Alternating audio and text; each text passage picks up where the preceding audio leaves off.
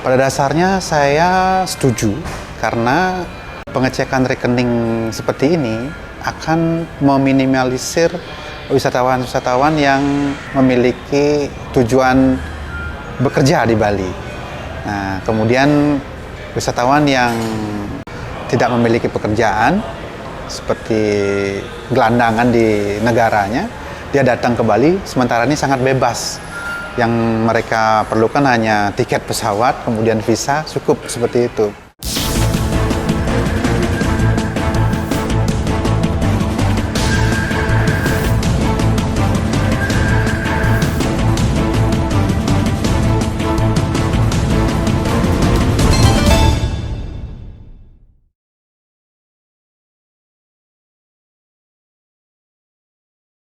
Rencana pemerintah Provinsi Bali untuk menyaring wisatawan mancanegara dengan mengecek jumlah tabungan yang ada di rekening wisatawan dinilai tidak akan berjalan mudah.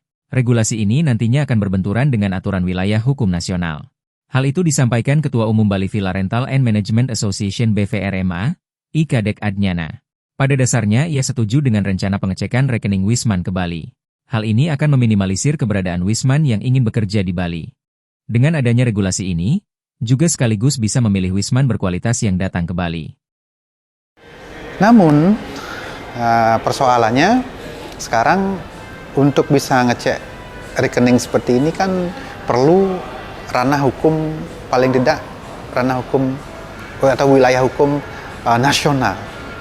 Sementara yang kita tahu saat ini dari pemerintah Provinsi Bali untuk ngurus turis levy aja masih belum tuntas. Bahkan sekarang ini baru mencapai 35% dari angka yang sudah kita lihat bersama, 7 juta kunjungan wisatawan yang mampu dipungut itu hanya 35% saja. Nah, ini wilayah hukumnya sama seperti pengecekan rekening tadi, wilayah hukum nasional dan internasional. Jadi pemerintah Provinsi Bali belum mampu untuk menembus gerbangnya imigrasi, sehingga di sini terjadi kesulitan bagi pemerintah Provinsi Bali untuk mendapatkan akses bisa memungut turis levy ini ke setiap wisatawan yang datang. Kalau di imigrasi kan tidak mungkin ada wisatawan satupun yang lolos dari pemeriksaan. Nah, ini sangat bagus sekali nanti ketika ini mampu ditembus oleh pemerintah Provinsi Bali, wilayah imigrasi nasional ini, maka turis levy, pengecekan rekening wisatawan yang masuk ke Bali itu akan bisa dilaksanakan. Lebih lanjut ia menyebutkan bahwa di tahun 2026 Pemprov Bali sebaiknya lebih fokus pada penanganan isu lingkungan, seperti penanganan masalah sampah, yang saat ini sudah menjadi perhatian dunia. Menurutnya, pantai-pantai dan juga beberapa titik objek pariwisata di Bali terkesan kotor, sehingga membuat image pariwisata Bali menjadi buruk. Isu lainnya yaitu masalah kemacetan. Menurutnya, kemacetan yang terjadi di Bali saat ini sudah sangat buruk di mata dunia. Selain itu, isu yang tak kalah penting menjadi fokus pemerintah di tahun 2026 ini adalah penertiban akomodasi pariwisata yang liar di Bali. Belakangan ini, sangat banyak akomodasi pariwisata liar yang bermunculan di Bali. Situasi ini mengakibatkan kualitas akomodasi tersebut menjadi turun, akibat terjadi perang harga di dalamnya. Nah, kemudian yang berikutnya adalah isu lingkungan yang lainnya adalah tentang kemacetan. Nah, ini juga sangat buruk sekali di mata dunia. Bali itu kemacetan, sampah, isu banjir ini sangat urgent sekali harus diselesaikan, harus dicarikan solusinya oleh pemerintah.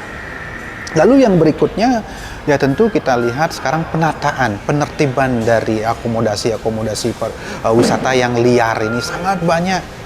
Kalau rekan-rekan semua bisa melihat di daerah Canggu, di daerah Ubud, dan daerah-daerah lainnya itu sangat banyak akomodasi liar bermunculan, sehingga membuat kualitas dari akomodasi itu menurun karena terjadi perang harga di sana. Tidak bisa menentukan harga tertentu ya yang sesuai dengan return of investment. Katakan kalau misalkan kita mau menanamkan modal dengan return investment seperti sekarang nih 2 tahun, 3 tahun, apalagi kalau dengan persentase ada yang 10-20%, itu sangat kecil returnnya, sehingga buat investor itu akhirnya suatu saat mereka akan meninggalkan Bali.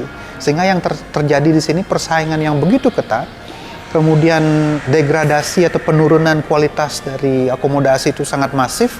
Yang terjadi adalah Bali menjadi pulau sampah nantinya. Karena akomodasi dijual dengan sangat murah. Ya, yang datang pun nanti wisatawan-wisatawan yang murahan gitu. Kemudian kita tidak bisa menjaga kualitas sama sekali di Bali ini menjadi kualitas yang sangat buruk, yang terburuk mungkin suatu saat nanti kalau ini kita segera tertibkan.